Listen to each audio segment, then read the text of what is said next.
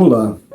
Você sabia que nem sempre as decisões que nós vamos tomar nessa vida são decisões necessariamente agradáveis ao nosso coração?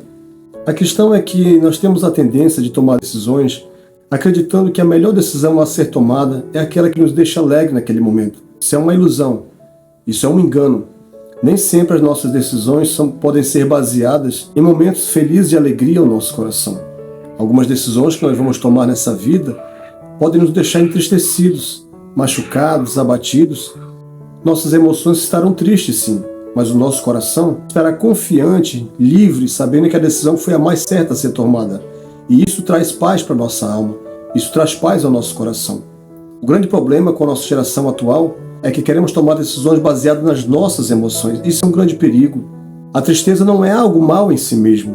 A tristeza é um momento para nós refletirmos. Ninguém tem uma grande ideia pular no carnaval.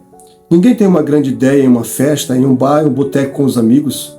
Grandes ideias geralmente surgem em momentos de tristeza. Às vezes é necessário a gente se recolher, a gente se retrair para um momento de reflexão. Isso é filosofia, isso é pensar. Isso é dar um puxão no freio de mão da nossa existência, da nossa vida, dessa roda de hamster que a gente continua o tempo inteiro, incansavelmente, ininterruptamente, sem parar. E quando nós puxamos o freio de mão por algo que aconteceu na nossa vida, nós temos a capacidade de ponderar as nossas ações. Nós temos a capacidade de refletir um pouco sobre o que está acontecendo à nossa volta. Porque o mundo e as forças exteriores que estão à nossa volta estão o tempo todo nos impulsionando para nós estarmos nesse momento de frisson, de correria, e isso é adoecedor para a nossa alma. Um momento nosso coração, nossa alma, nossa mente vai gritar. Um momento a gente vai se sentir um peixe fora d'água.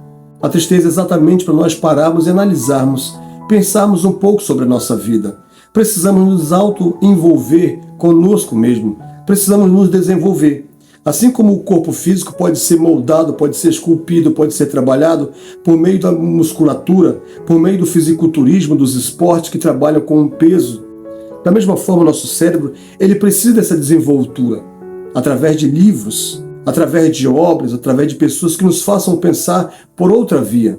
Se você, por exemplo, tem algum tipo de problema em lidar com pessoas, alguém nesse mundo também teve o mesmo problema que você tem, e essa pessoa acabou escrevendo alguma coisa, deixando um macete, deixando uma ideia, deixando uma informação, um conhecimento que ele aprendeu ao longo de sua vida, e esse conhecimento está disponível em algum livro. Então a nossa mente, estes bilhões e bilhões de neurônios que nós temos na nossa mente, eles não estão aí por acaso.